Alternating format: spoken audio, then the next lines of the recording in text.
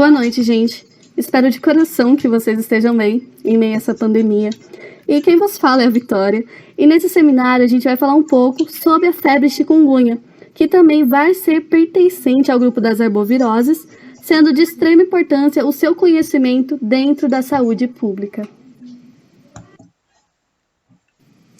O vírus da chikungunya ele foi descoberto em 1952 na Tanzânia, durante uma epidemia. É claro que antes já se havia casos da doença, mas não havia um diagnóstico específico para a chikungunya, porque até então o vírus ele era desconhecido. Como a gente vai ver mais para frente, os sintomas da chikungunya eles podem ser bem semelhantes com os sintomas da dengue. Então os casos eles eram considerados como dengue e ponto, acabou, dá seus pulos. Só que foi então que eles isolaram o vírus de um paciente febril que estava apresentando sintomas, levando à descoberta da doença. Esse nome lindo, maravilhoso, ele veio de lá. Na língua Makonde, chikungunya significa aqueles que se curvam. E o nome ele surgiu através da observação das manifestações clínicas, principalmente das dores articulares que faziam com que os pacientes, os infectados, andassem curvados. A partir daí, o vírus ele foi se espalhando pelo continente africano e chegou na Ásia. Lá, ele atingiu a Índia em 2006, infectando cerca de 1,39 milhões de pessoas antes do final daquele ano. Mas a preocupação com a propagação também atingiu um pico em 2007, quando o vírus ele foi encontrado em transmissão autóctone na Itália. Beleza, o que aconteceu aqui? A gente vai comentar um pouco mais sobre essa transmissão dentro do ciclo de transmissão, mas era um morador da Itália, ele viajou para a Índia. Lá, que é um país epidêmico, lá ele contraiu a doença e então ele voltou para a Itália. Ali ele virou um reservatório, então qualquer vetor do vírus que picasse ele ia transmitir a doença para outras pessoas, e foi o que aconteceu. Esse vírus ele chegou no Caribe em 2013, resultando também em milhares de infecções. Do Caribe ele passou para a Venezuela e chegou na América do Sul, afetando o nosso querido Brasil.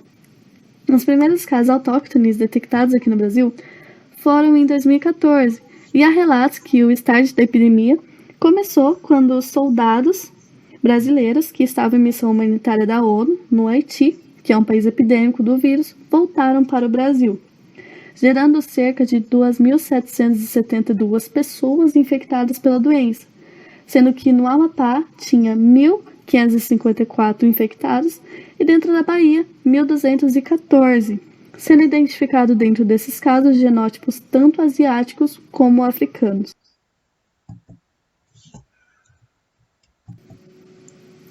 O Ministério da Saúde fez um levantamento de dados nos quais estão registrados no boletim epidemiológico desse ano, de 2020, lembrando que a gente ainda está na metade do ano, sobre os casos de chikungunya aqui no Brasil, no qual os estados da Bahia, Mato Grosso, Espírito Santo e Rio de Janeiro, eles geraram uma situação de alerta para o vírus, devido ao aumento da incidência de casos de 2019 para 2020, gerando até a ocorrência de óbitos confirmados, de mortes, o que é muito difícil dentro dessa doença. Aqui nos mapas a gente tem as cores delimitando as regiões, detalhando tanto de casos e em cada local, mas em um apanhado geral, levando como base os dados oferecidos pelo Ministério da Saúde, dentro de um grupo de 100 mil habitantes, há 25 casos novos no estado da Bahia, com um aumento de 551,7% de casos em relação a 2019, sendo confirmado um óbito. Já no Mato Grosso, há uma taxa de incidência de 9 novos casos, com um aumento de 52,4%, também com óbito confirmado. E no estado do Espírito Santo, há 81 novos casos, levando como base um grupo de 100 mil habitantes, levando ao aumento de 1.528,7% dos casos em relação a 2019, mas por incrível que pareça, e graças a Deus, não tem nenhum óbito confirmado. E por último, no Rio de Janeiro, a taxa de incidência é de 16 novos casos, com uma redução de 86,2% do número de casos em relação a 2019. Isso pode parecer até contraditório, porque olhando aqui no mapa, é nítido que o estado do Rio de Janeiro é o que possui o maior número de casos. Mas vale destacar que 2019 ele foi um ano epidêmico para a doença ali no Rio, com cerca de 37.973 casos. E apesar da diminuição no número de casos em 2020, o estado ele se mantém em situação de alerta devido ao óbito que aconteceu lá. E todo caso suspeito de chikungunya é de notificação obrigatória, devendo ser notificado ao Serviço de Vigilância Epidemiológica conforme o fluxo de cada município. E mortes suspeitas pela doença são de notificação imediata, que deve ocorrer dentro de 24 horas. O vírus causador da chikungunya, também denominado de CHIKV, por se tratar de um arbovírus, é transmitido por vetores, que nesse caso são os mosquitos. O vírus ele é pertencente ao gênero alfavírus e da família Tagarovirige. Ele possui o seu RNA de cadeia simples, são envelopados em formato esférico e atingem cerca de 70 nanômetros de diâmetro.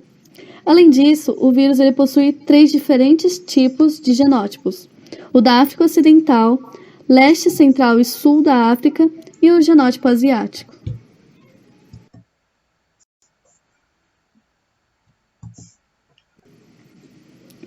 Sobre a patogenia, ela é dividida em 3 etapas. A primeira, que é o estágio intradérmico, a segunda, onde o vírus chega ao sangue, e a terceira, onde finalmente, infelizmente, ele vai atingir os órgãos-alvo. Na primeira etapa, como a gente pode observar na imagem, o vírus ele vai ser inoculado através da picada do mosquito, atingindo a região intradérmica, onde estão localizados capilares sanguíneos subcutâneos. E a partir daí vai começar uma replicação viral localizada nas células da pele, como os fibroblastos, os macrófagos e as células endoteliais. Depois disso, o vírus ele vai passar para os linfonodos locais, localizados perto do local da inoculação, onde também ele vai começar a se replicar. E a partir daí, ele vai ser drenado junto com a linfa pelo ducto torácico e vai atingir a corrente sanguínea, indo em direção aos órgãos-alvo, como o cérebro, as articulações, os músculos e o fígado, onde também vai ocorrer toda a replicação viral com uma alta taxa de infiltração de células mononucleadas, como os macrófagos. A apoptose, que é a morte programada das células, ela vai ocorrer nos hepatócitos, que são as células do fígado, e também nos órgãos linfóides, gerando uma adenopatia, que é o aumento do volume dos gânglios linfáticos. E nos músculos e nas articulações, essa replicação viral e a infiltração da proteína CHIKV dentro do macrófago vai gerar intensa dor e artrite.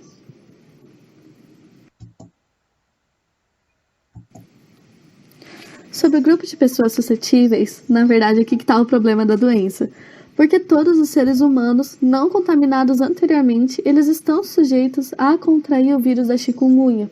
Isso com certeza é o start para que as epidemias aconteçam, já que todos eles são suscetíveis e também porque a doença ela vai possuir os mesmos vetores que a dengue, que são ricamente encontrados por aqui, né? E é importante ressaltar que apesar de haver 3 tipos de genótipos diferentes do vírus da chikungunya, assim como a gente viu lá na etiologia, isso não vai indicar que a pessoa ela possa se infectar mais de uma vez, já que essa diferença ela vai se dar apenas na linhagem genética e não na essência do vírus, o que é muito diferente com a dengue, que ela possui 4 tipos de vírus diferentes.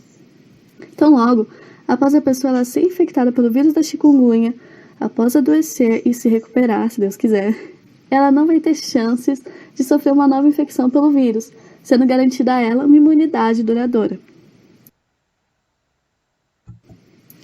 E, apesar de todos serem suscetíveis, as apresentações clínicas elas vão variar de acordo com a idade, sendo os neonatos e os idosos mais propensos a adquirir a doença na sua forma grave, e doenças subjacentes, que são as comorbidades como diabetes e pressão alta, sendo que esses fatores eles compõem as pessoas do grupo de risco.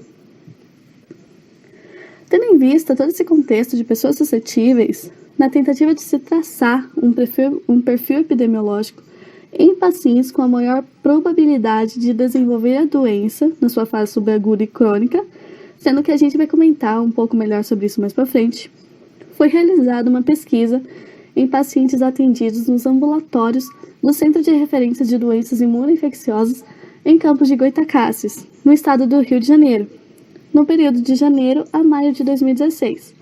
no qual a região ela possuía uma taxa de incidência de 6,3 casos em cada 100 mil pessoas, sendo que a população estimada era de 483.970 habitantes, estimando-se a presença de 30 casos positivos de chikungunya.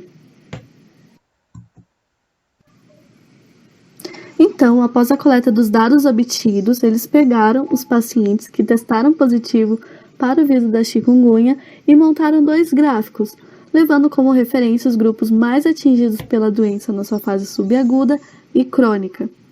O primeiro gráfico é referente à classificação por faixa etária, e como pode ser observado, os pacientes entre 50 a 69 anos foram os mais atingidos, com uma taxa de 64,5%, que é quase o dobro em relação às outras faixas etárias.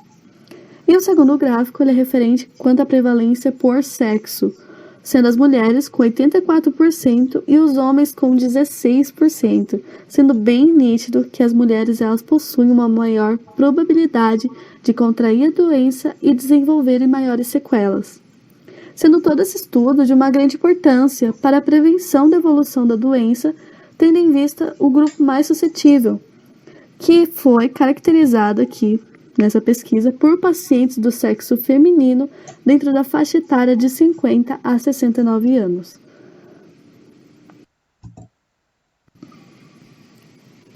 Por se tratar de um arbovírus, já sabemos que a sua transmissão vai ocorrer através de vetores, mas além dos vetores, que nesse caso vão ser os mosquitos, é importante ressaltar os possíveis reservatórios da doença e o período de incubação, sendo esses os fatores de extrema importância para a dinâmica de transmissão. Sobre os vetores, antigamente o principal transmissor do vírus da chikungunya aqui no Brasil era o tão famoso Aedes aegypti.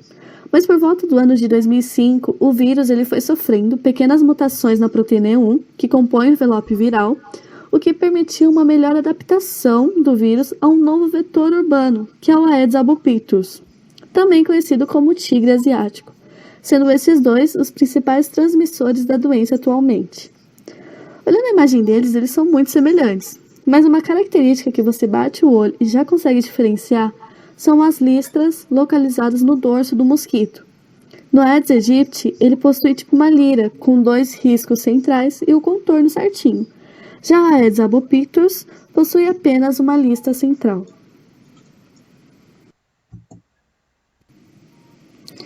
O ciclo de vida do Aedes albopictus é bem semelhante com o do Aedes aegypti. E assim como a gente já viu nas apresentações anteriores, a fêmea do mosquito vai pegar, vai depositar os seus ovos perto da água, os quais irão eclodir próximo do período chuvoso, quando a água for entrar em contato com eles. Após a eclosão desse ovo, ele vai entrar na sua fase larval, que é dividida em 4 etapas, com duração de 48 horas em média cada uma. E esse vai ser o período no qual essa larva ela vai se alimentar e vai se desenvolver, vai crescer. Passando essas 4 fases larvais, ele irá virar uma pupa, lembrando que em condições favoráveis, esse período entre a eclosão do ovo e a pupa pode acontecer dentro de 5 dias. Então, após ele se tornar uma pupa, ele não vai se alimentar, não vai fazer nada, apenas vai ficar lá paradinho realizando a metamorfose para se transformar num mosquito. Essa pupa ela vai ficar localizada na superfície da água para facilitar o voo quando ele atingir a fase adulta e romper a pupa. Os machos e as fêmeas eles vão se alimentar de açúcar, como néctar, seiva de plantas, entre outros, mas somente as fêmeas vão se alimentar de sangue humano como fonte de proteína por conta do desenvolvimento dos ovos, e é nesse momento que ocorre a transmissão de doenças para o homem. A transmissão do vírus chikungunya pode acontecer por 2 ciclos diferentes.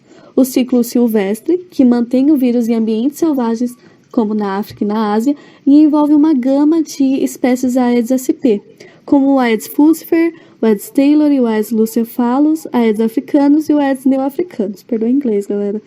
E sendo uma epidemia com uma taxa menor de incidência e que pode eventualmente atingir o homem que quer se aventurar à floresta dentro. E esse ciclo ele vai começar quando o mosquito, vamos dizer saudável, ele vai picar um primata não humano, como o macaco, que está infectado. Logo, esse mosquito, após a inoculação, ele vai adquirir o vírus e vai se infectar. E quando ele for se alimentar de outro macaco, vamos dizer saudável, ele irá transmitir o vírus e aí o ciclo se repete. Porque um novo mosquito não infectado, ele vai picar esse macaco doente, se infectando e transmitindo para outros animais.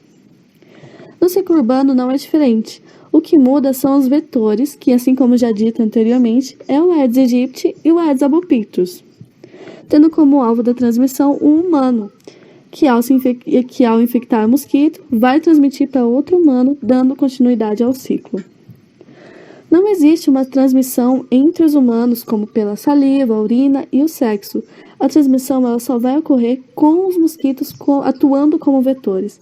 Sendo assim, não há uma relação de um doente ter a possibilidade de infectar alguém saudável. Se uma mãe estiver com vírus, a criança ela poderá ter a doença apenas no parto. Não tem registros de contaminação durante a gravidez. E a transmissão do vírus chikungunya pela transfusão sanguínea é rara, tendo em vista que se tem todo um protocolo a ser seguido desde a doação para evitar ao máximo a transmissão de doenças. Os humanos e os primatas não humanos são os principais reservatórios da doença, principalmente durante períodos de epidemia. Então, por mais que eu falei no ciclo de transmissão que a doença ela não é transmitida de humano para humano, você tem que ficar esperto. Porque se você estiver por perto ou contato com alguma pessoa infectada e o vetor vai lá e pica ela e vai para cima de você, você vai se contaminar sim. Porque essa pessoa ela vai ser um reservatório da doença. Então o vírus vai estar ali circulando no sangue e o vetor vai se contaminar, transmitindo a doença para outras pessoas. Por isso que é de extrema importância fazer a notificação da doença. Mas devido à imunidade adquirida pelas pessoas já infectadas, o vírus ele meio que necessita de um escape em períodos interepidêmicos, para que ele continue inativo. Então ele acaba atingindo pequenos mamíferos, macacos, roedores e pássaros. Como dito anteriormente, o mosquito ele vai adquirir o vírus de um hospedeiro virêmico, mas o mosquito ele não vai ser capaz de transmitir esse vírus assim que ele for contaminado, porque é necessário que ele passe por todo um período de incubação extrínseco, ou seja, que vai ocorrer dentro do mosquito, por volta de 10 dias. Depois desse tempo, aí sim, o mosquito vai ser capaz de transmitir o vírus, sendo que ele vai permanecer infectante até o final da sua vida, que varia de 6 a 8 semanas. Já nos humanos que são picados pelo mosquito infectado, eles vão desenvolver os sintomas da doença após o período de incubação intrasseco, ou seja, que vai ocorrer dentro do organismo humano, médio de 3 a 7 dias. O período de viremia, onde é detectada a presença do vírus no sangue, pode durar por até 10 dias e geralmente vai iniciar-se 2 dias antes da apresentação dos sintomas. É importante ressaltar que, por mais que o paciente não apresente os sintomas, então ele vai estar na forma sintomática, ele também pode transmitir o vírus para o mosquito. Então, em um apanhado geral, esses são verdadeiros problemas dentro dessa doença, porque o tempo de incubação no homem é muito curto, se comparado com outras arboviroses, possui um período de viremia grande e um menor período de incubação no mosquito. Então, tudo isso são fatores que vão contribuir diretamente para o aumento da disseminação de chikungunya e, consequentemente, a chance do surgimento de grandes epidemias. Diferente da maioria das arboviroses, em que a maior parte dos indivíduos eles não vão apresentar sintomas, como, por exemplo, que a gente viu lá no vírus Zika, no Zika vírus, no qual 80% das pessoas infectadas por esse vírus vão ser assintomáticas, enquanto o vírus CHIKV, o vírus responsável por causar chikungunya, faz com que até 70% dos infectados apresentem a doença na sua forma sintomática, enquanto apenas 3% a 28% das pessoas com o anticorpo do vírus vão apresentar a infecção na sua forma assintomática. E essa situação, ela faz com que o número de pacientes que necessitarão de um atendimento seja muito grande, podendo gerar uma sobrecarga nos serviços de saúde caso ocorra uma epidemia. Os sintomas eles vão se iniciar logo após o período de incubação, que conforme a gente viu no slide anterior, varia de 3 a 7 dias, sendo que os infectados pelo vírus são capazes de evoluir os sintomas da doença da forma aguda para a forma subaguda e crônica.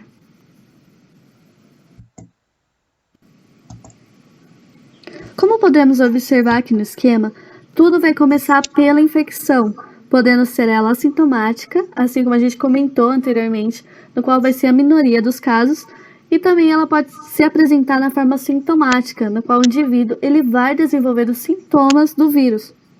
Em casos sintomáticos, o infectado ele pode desenvolver a doença de forma típica ou atípica, que geralmente vai afetar as pessoas dentro do grupo de risco, como idosos, neonatos e pessoas com comorbidades, o que vai levar a casos graves da doença e, consequentemente, ao maior risco de evolução para o óbito. Já dentro das formas típicas, os sintomas primeiramente começam pela fase aguda, podem evoluir para a fase subaguda e finalmente chegar à crônica, na qual os sintomas podem permanecer por anos. E a partir de agora a gente vai dar uma comentada em cada uma dessas fases. A fase aguda é a primeira manifestação dos sintomas e vai se iniciar, assim como a gente já tinha comentado, logo após o período de incubação e vai durar de cerca de 3 a 10 dias.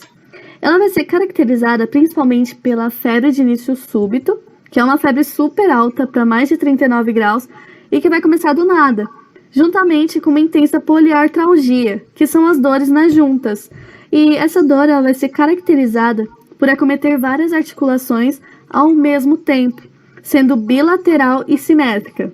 Tipo, por exemplo, se ela acometer o meu punho direito, eu vou ter as mesmas dores, na mesma intensidade local, no meu punho esquerdo. Mas também pode haver simetria, graças a Deus, né? E também vai ocorrer a formação de edemas, que normalmente vão ser gerados através da tenossinovite, que é a inflamação da bainha do tendão, onde o músculo ele vai se conectar ao osso. E isso vai causar o inchaço. O exaltema, que são as erupções cutâneas, que vão ficar sobre a pele na forma avermelhada, e vai acometer metade dos doentes e vai surgir normalmente do 2º ao 5º dia após o início da febre. Outros sinais menos frequentes, mas que ocorrem em diferentes momentos da doença, é a cefaleia, que é a dor de cabeça, náuseas, vômitos e conjuntivite sem secreção, além da mialgia, que são as dores musculares, que em geral é de intensidade leve a moderada. Aqui eu separei certas imagens que vão demonstrar alguns dos sintomas dentro da fase aguda. Nessa primeira fileira é possível identificar as lesões causadas na pele pelo exantema, que vai ser caracterizado por lesões vermelhas na derme. Já na segunda fileira, a gente pode observar mais um dos sintomas que eu não comentei anteriormente, mas ele faz parte da fase aguda, que é a dermatite esfoliativa, que vai causar vermelhidão e descamação da pele. E aqui na imagem A e B, é possível visualizar a evolução da mesma paciente quanto às lesões articulares, sendo a imagem A tirada no dia 1 e a B 5 dias depois, sendo bem nítido, né, o inchaço das articulações consequentes da tenossinovite. E embaixo a gente vai ter outra paciente apresentando inchaço, só que nos pés. E por último aqui a gente tem uma pessoa infectada apresentando uma hiperemia da conjuntiva, que é o aumento do fluxo sanguíneo que vai ocorrer durante a conjuntivite, fazendo com que a conjuntiva fique avermelhada. Sobre os neonatos, assim como a gente já tinha comentado antes, eles vão fazer parte do grupo de risco, tendo 90% de chance de adquirirem a forma mais grave da doença. As mães infectadas, elas apenas vão transmitir o vírus durante o parto, ocorrendo assim uma transmissão vertical com 50% de chance de acometer o recém-nascido. E esses bebês, eles vão ser assintomáticos nos primeiros dias, desenvolvendo os sintomas a partir do 4º dia.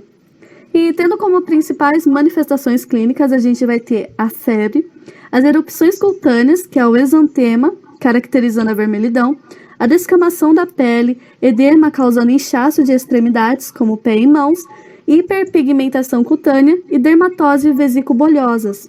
Mas também pode ocorrer formas mais graves, como complicações neurológicas, hemorrágicas e acometimento do miocárdio. Após os primeiros 10 dias, que são caracterizados pela fase aguda, a maioria dos pacientes eles vão sentir uma melhora na sua saúde geral, como nas dores musculares, nas articulares, também na febre, podendo até haver o desaparecimento da mesma. Porém, após esse período de melhora, o paciente ele pode ter uma recaída dos sintomas, podendo haver a persistência ou o agravamento da artralgia, que são as dores articulares, que vão atingir principalmente as regiões que já foram acometidas na fase aguda, além da persistência do exantema, que são essas erupções cutâneas avermelhadas, e da tenossinovite hipertrófica, que vai causar os edemas, que são caracterizados pelo inchaço das articulações. E a gente pode observar esse inchaço aqui nas imagens do lado, no qual essa primeira é um paciente, no qual tem um edema persistente no pé e no tornozelo, e logo embaixo aqui a gente tem uma mulher com um inchaço localizado nas articulações dos dedos da mão. E aqui do lado a gente vai ter outro edema, só que localizado nos joelhos, que causou até a perda das suas depressões normais. Além disso, a fase subaguda ela também pode levar o paciente a adquirir sintomas depressivos, cansaço geral e fraqueza. Após a fase subaguda, que vai durar 3 meses, os pacientes eles poderão ter a persistência dos sintomas de 18 meses a 3 anos, sendo que há relatos de 6 anos de duração dessas dores. Gente, é algo, sem explicação, cara. Isso afeta diretamente a vida da pessoa. Imagina você sentir dor durante 6 anos. E essa cronificação, ela pode atingir mais da metade dos pacientes, fazendo com que tenham dores articulares nas mesmas articulações atingidas na fase aguda e na fase subaguda. Também dores musculoesqueléticas e neuropáticas, sendo que essas dores neuropáticas, elas são muito frequentes nessa fase, e elas vão ocorrer quando os nervos sensitivos do sistema nervoso central ou periférico, eles são feridos ou danificados.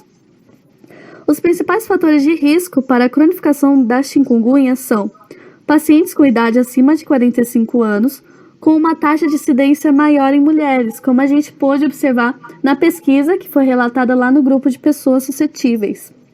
Também pessoas que já possuem alguma desordem articular, como artrose, reumatismo, e se durante a fase aguda houve uma maior intensidade das lesões articulares, sendo esse um grande fator de risco para a cronificação da doença.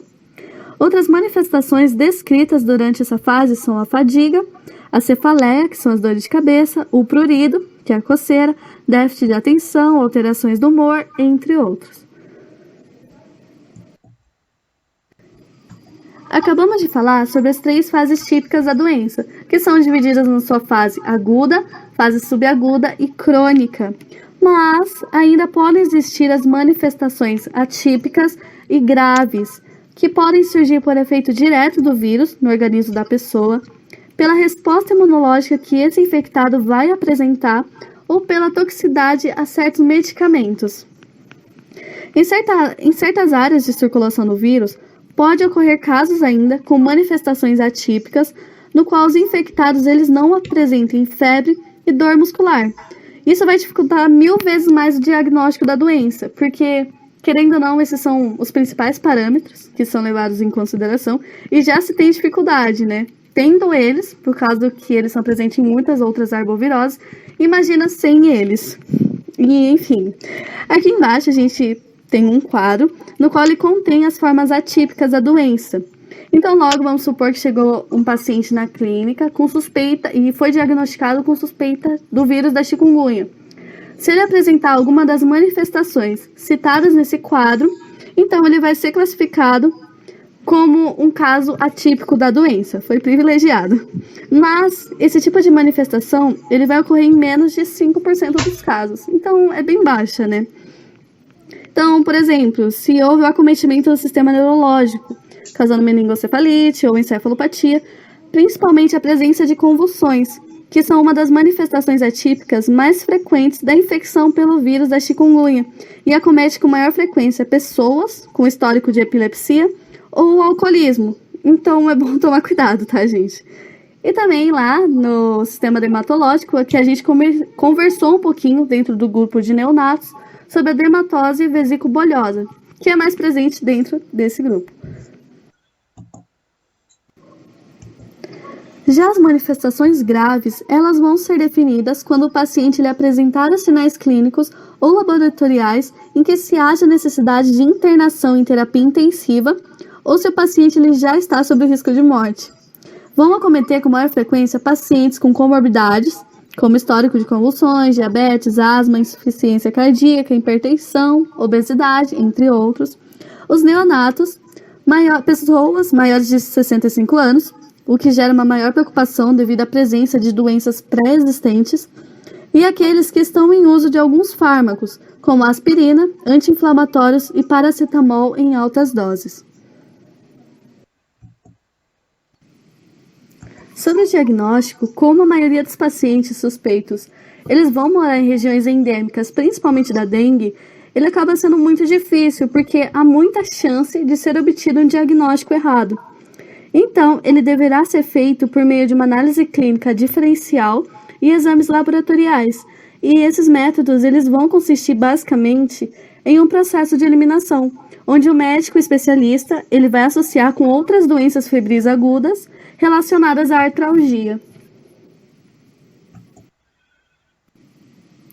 Dentro do meu diagnóstico diferencial é onde deve ser realizada uma boa anamnese, porque a febre súbita e as dores articulares intensas, que são as manifestações que basicamente vão caracterizar a chikungunya, também são sintomas muito comuns em várias outras doenças. Além de que os infectados, assim como a gente comentou lá nas manifestações atípicas, eles podem não apresentar esses sintomas típicos da infecção, ou ainda pode haver a coexistência da chikungunya com a dengue e a malária. Então, deve-se ter uma maior atenção para não haver uma confusão, principalmente com a dengue, porque vão ser doenças que possuem o mesmo vetor e as manifestações elas podem ser bem similares. E dentro da minha anamnese, se deve levar em consideração os aspectos epidemiológicos, como o local de residência da pessoa, se ela tem um histórico de viagens para áreas endêmicas da chikungunya. Também se deve estabelecer uma relação entre o início da febre e as dores articulares, por quanto tempo houve a duração dessa febre, também observar alterações na pele e entre outros. E outras doenças também que vão fazer parte do meu diagnóstico diferencial, além da dengue, é a malária, a leptospirose, infecção por outros alfavírus, como o vírus maiaro, e a artrite pós-infecciosa. Já os testes laboratoriais, eles podem ser realizados de maneira inespecífica, que vai ser pedido para o paciente realizar uma série de exames, sendo o principal deles o hemograma, que vai ser obrigatório para os pacientes dentro do grupo de risco. E esse tipo de teste, ele vai servir para o doutor meio que ter um direcionamento, no qual vai levantar suspeitas sobre o que ele está lidando. Mas também podem ser realizados testes específicos para o vírus da chikungunya, o que se faz necessário principalmente em regiões onde ocorrem epidemias por outros arbovírus com sinais e sintomas semelhantes aos apresentados pela febre chikungunya. Esses testes específicos, eles podem ser divididos de forma direta, que vai consistir no isolamento do vírus, que pode ser realizado em mosquitos coletados no campo, ou em amostras de soro na sua fase aguda até o 8º dia da doença, no qual esse vírus ele vai ser inoculado em uma linhagem de células ou em camundongos e vai produzir os seus efeitos virais nas células dentro de 3 dias. Porém, o isolamento do vírus ele deve ser confirmado por imunofluorescência indireta, no qual vai ser utilizado soro com anticorpos CH-IKV, ou pelo teste de RT-PCR, que vai ser responsável por detectar o RNA do vírus. Mas é importante ressaltar que esses testes de isolamento do vírus, eles podem ser realizados apenas em laboratórios específicos de segurança nível 3, tendo em vista o seu risco de transmissão. E os testes laboratoriais específicos, eles também podem ser realizados de maneira indireta, no qual eles vão se basear na pesquisa por anticorpos específicos do vírus da chikungunya, utilizando testes sorológicos. Os principais métodos utilizados é o teste ELISA, no qual ele vai detectar a presença dos anticorpos imunoglobulina M, que é o LGM, a partir do 2º, 3º dia após o aparecimento dos sintomas, e o LGG a partir do 6º dia, sendo esses 2 anticorpos específicos para o vírus da chikungunya. E depois vai ser realizado o teste de neutralização por redução de placas, que é o PRNT, que além de confirmar o teste ELISA, que vai ser realizado anteriormente, ele vai demonstrar um aumento de até 4 vezes nos índices de PRNT em pacientes positivos que se encontram na sua fase aguda ou convalescente, que são as pessoas que estão em um período de recuperação após terem pego o vírus. Aqui nesse gráfico, publicado pelo Ministério da Saúde, é possível visualizar o período de viremia, lembrando que é a presença do vírus no sangue, representado aqui pela linha azul, que pode variar do segundo até o 14º dia antes do aparecimento dos sintomas e até o 8º ou 9º dia a partir que esses sintomas vão aparecer, tendo como uma resposta imunológica os anticorpos IgM, aparecendo entre o 3º e o 4º dia, e o IgG entre o 6º e 7º dia. Infelizmente, não existe um tratamento antiviral específico para a cura do vírus da chikungunya. Então, logo sem vacinas preventivas e sem remédios específicos para a doença, o tratamento ele vai ser baseado em uma terapia de suporte que consiste em controlar os sintomas que esse paciente apresenta. Lembrando que isso vai variar de pessoa para pessoa e esse tratamento ele vai visar a melhora dos sintomas para poder dar um maior conforto para esse paciente, enquanto o organismo ele tenta combater a doença por si só. Mas essa terapia de suporte ela só pode e só vai ser recomendada depois de ter excluído qualquer suspeita de condições mais graves, tais como malária, dengue e infecções bacterianas. Então, inicialmente vai ser orientado para esse paciente que ele se mantenha hidratado, bebendo cerca de 2 litros de água a cada 24 horas, para que ele consiga recuperar os líquidos que foram perdidos pelo suor e vômitos. Também que ele coloque bolsas de água fria nas articulações para diminuir a dor e que ele se mantenha em repouso, que é de extrema importância para que assim ele evite a evolução das fases da doença. Então, para tratar esses sintomas, vão ser utilizados analgésicos, como a dipirona, e antitérmicos, como paracetamol, para aliviar a febre e dores articulares, sendo recomendado a fisioterapia em casos graves de rigidez e dores articulares prolongadas.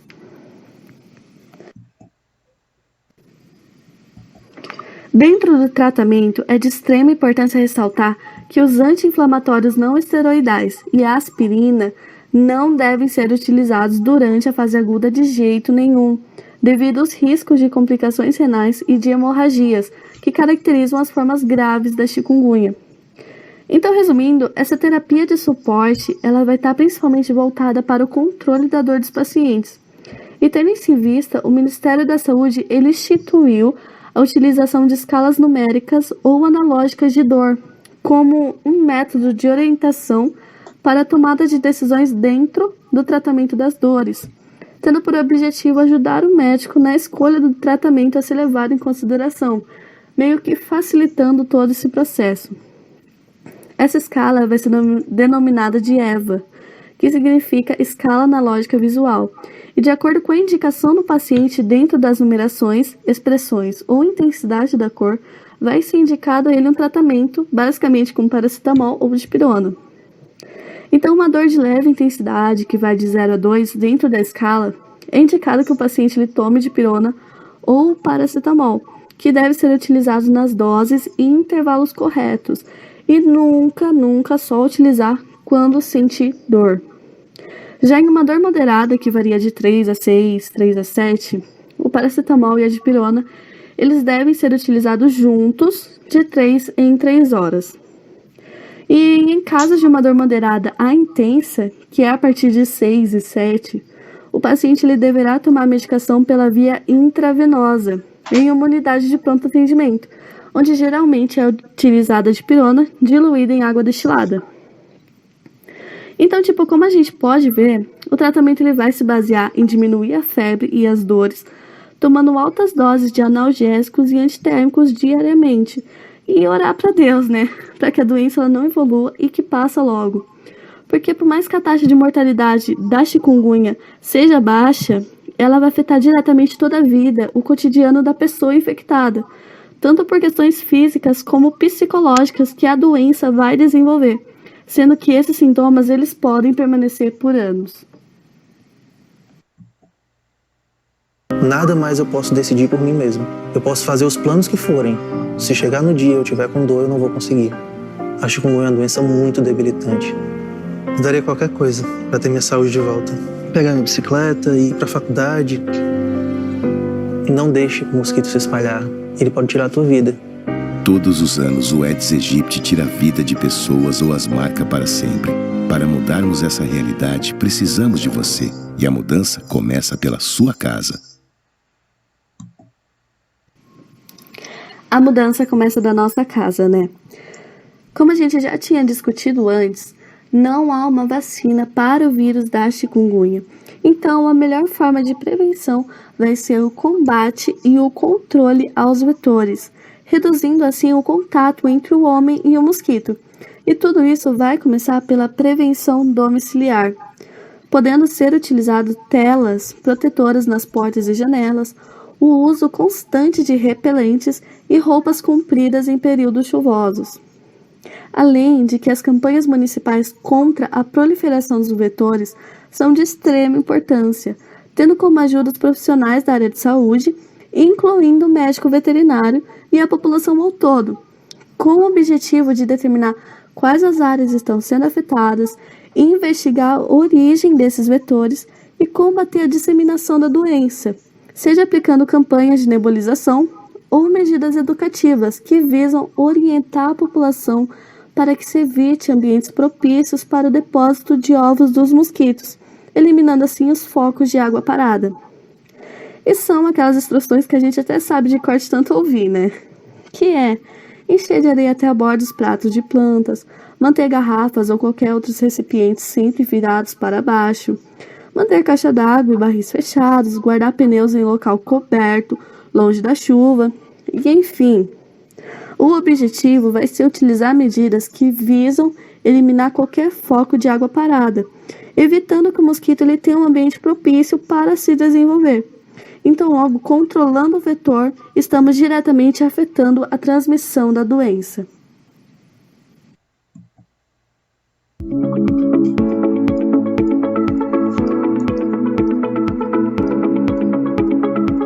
Febre, dores intensas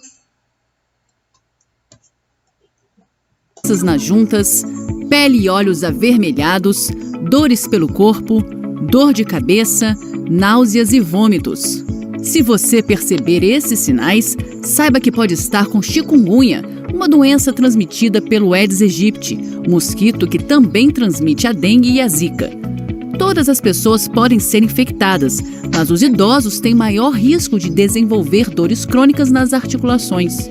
Em alguns casos, as pessoas infectadas podem ficar com aparência curvada. Por isso, o nome chikungunya, que significa aqueles que se dobram, em um dos idiomas da Tanzânia, país africano onde apareceu a primeira epidemia com registro da doença.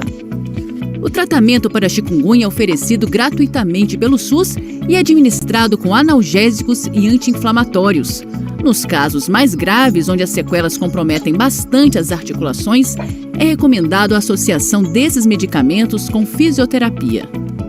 Durante o período do tratamento, o repouso é fundamental, além do consumo de água em abundância. Mas atenção! Todas essas recomendações devem ser feitas por um profissional de saúde. Jamais se automedique.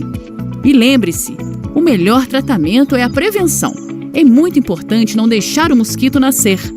Elimine qualquer foco de água parada e deixe a chikungunya bem longe de você e da sua comunidade. E é isso, gente. Desde já eu agradeço a paciência de todos e também pelo meu grupo, que com certeza eles foram a base para todo esse trabalho. E eu também peço desculpas, porque eu sei que eu falo rápido demais, acabo me embolando em algumas coisas. Mas então, se surgir alguma dúvida durante a apresentação, eu vou estar aqui para poder respondê-las, ok? Então, obrigada e até a próxima, gente. Tenha uma boa noite.